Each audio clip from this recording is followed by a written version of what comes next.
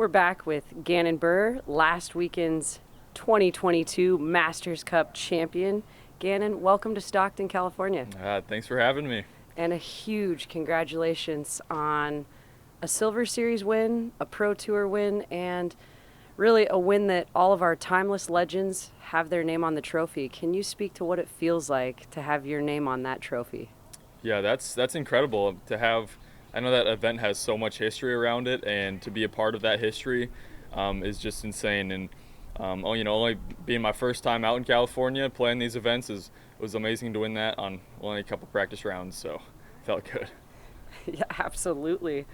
Can you speak to how has this changed, or if it's changed, your personal confidence, your feelings about Gannon's game? Yeah, I mean, after Vegas, I kind of knew I could still, I still compete at the top level and get a win. But really, just I want to be there consistently and be up there every single weekend. That's my main goal, and it kind of, gave me some more confidence knowing that I'm good enough to play on the Pro Tour level and be in contention, most every weekend if I'm playing good. So just to get that win under my belt is a huge monkey off my back, and hopefully I can just continue to play solid and maybe get a couple more this season. You mentioned first time on the West Coast in California, so obviously first time at OTB. Thoughts about this course here at Swenson Golf Course? It's very long. It's nice and manicured. I appreciate that. Lots of work put into the course. Looking a little windy, a lot of hot this weekend, but the course is really long. I think it's like 12,000 feet, so longest we play on tour so far for sure. A lot of rollers out here, which I haven't thrown a single roller this year, so that's definitely not my strong suit. So I'm out here to work on it today, so hopefully I can get that dialed in.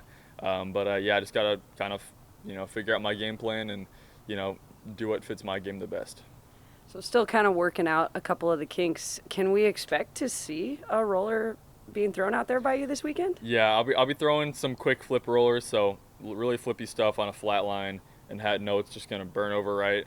I can throw rollers like really far compared to like my air shots, but they're just not consistent. Like sometimes they don't flip over, sometimes they flip over too much, so I never know like where they're gonna go. But I think throwing just a really understable disc flat, and I can hit the angle every time and know it's gonna land in the same spot. And if it has to quick flip, that's okay as long as it stays in the fairway.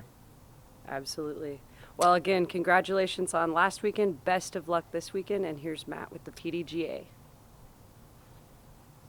Hey Gannon, congratulations again on your win last week. Thank you. The Masters Cup is played on two very different courses. The De La course is technical with a lot of potential for bad breaks. The golf course is obviously very different.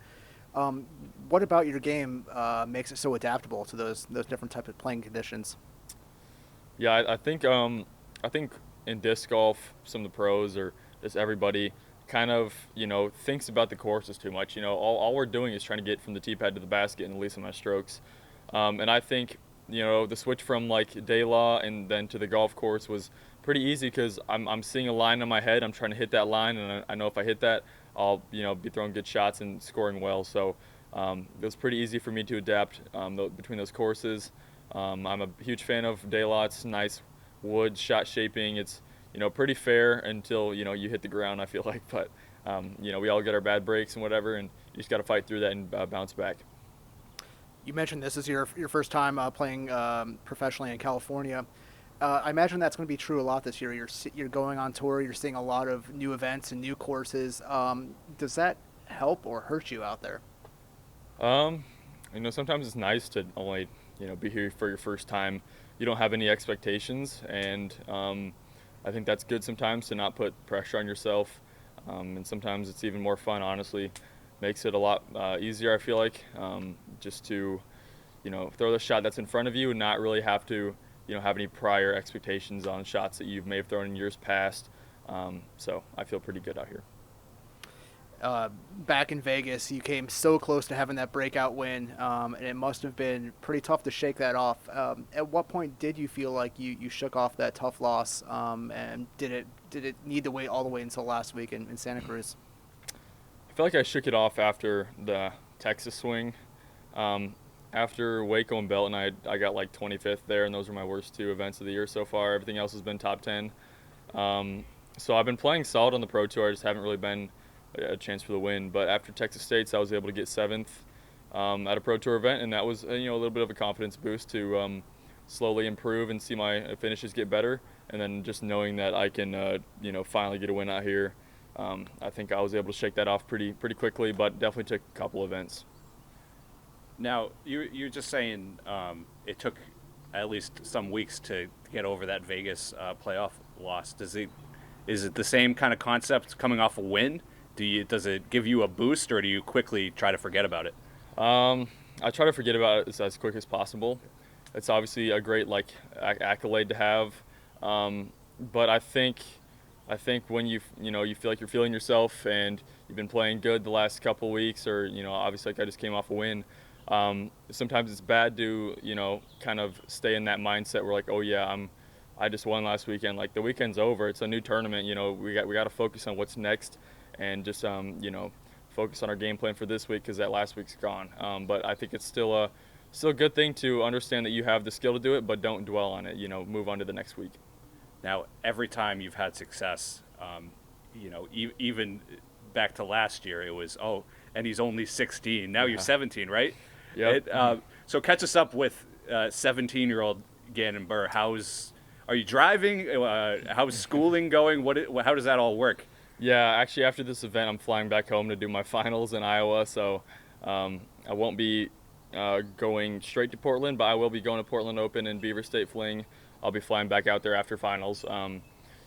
Being 17, it feels weird, It's like adding every year is just like, I don't know, just seems like less impressive, I feel like, because I'm getting older. But it's like I still can't drive yet. I don't have my license, so I'll be getting that soon, hopefully, when I go back to Iowa. But got to work on schoolwork after OTB. So, do you feel like you're missing anything as a 17-year-old, or you would not trade this for anything? What's your feeling on when seeing friends back home doing their normal 17-year-old stuff, and you're out being a professional athlete? Yeah, I like this a lot more. I don't care about school, or I obviously have friends back home, but I'm not like popular or anything. I'm not into any sports events in my school or anything, so it's not a big deal. I like this a lot more than going to school and being home, so I think I wouldn't trade this for anything else. Well, we're happy to have you here. Thanks for joining us. Thank you.